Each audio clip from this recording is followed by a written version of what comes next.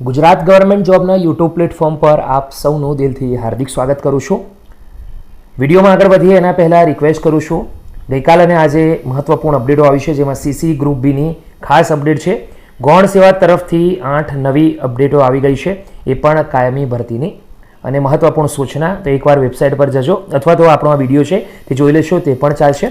GPSC તરફથી પણ 6 નવી નોટિફિકેશન આવી છે મહત્વપૂર્ણ. બીએમસી ભાવનગર મહાનગરપાલિકા તરફથી 11 જુલાઈથી ઓજસ વેબસાઇટ પર નવી ભરતી ચાલુ થશે ફોર્મ ભરવાનું, તો એ પણ તમે ચેક કરી શકો છો કે આ ભરતીઓ કઈ છે, તમારે લાયક છે કે નહીં.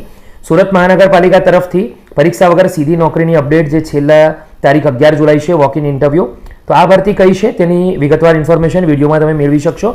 ડીવાયએસઓ મામલતદાર તરફથી ખૂબ જ સારા અને ગુડ ન્યૂઝ છે. વિડીયો જોશો તો તમને આઈડિયા આવી જશે. જીપીએસસીની પીએચ કેટેગરીની જે ભરતી છે તે અંગે મોટી જાહેરાત છે.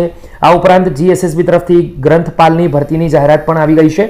તો દોસ્તો, રિક્વેસ્ટ કરું છું કે આપણા વિડીયો છે તમે જોઈ લેજો, કોઈક ને કોઈક તમને ઉપયોગી ખૂબ જ નીવડશે. તો દોસ્તો, હવે મુદ્દાની વાત કરીએ. વાત કરીશું આજની વિડીયોમાં ગુજરાત પોલીસ વિભાગ ભરતીની વર્ષ 2025 એલઆરડી કોન્સ્ટેબલ ભરતી પરીક્ષા લેવાઈ ગઈ છે.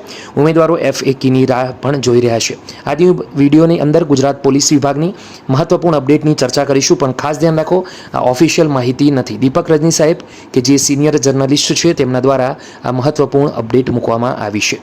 તો બની શકે છે આ વાત કદાચ આગી પાછી હોય કે કદાચ ખોટી પણ સાબિત થઈ શકે. તો જે મિત્રોને વિશ્વાસ હોય, ફક્ત એ જ મિત્રો આ વિડીયોને જુએ.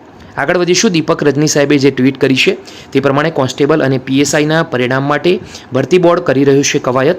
ઓગસ્ટના પ્રથમ સપ્તાહમાં કોન્સ્ટેબલના ડોક્યુમેન્ટ વેરિફિકેશનનો આવી શકે છે કાર્યક્રમ, અને ત્યારબાદ જાહેર થશે પરિણામ. તો કોન્સ્ટેબલના પરિણામની જાહેરાતના 1 મહિના બાદ આવી શકે છે. પીએસઆઈનું પરિણામ સપ્ટેમ્બરના અંત સુધીમાં બંને પરિણામ જાહેર પણ થઈ શકે છે.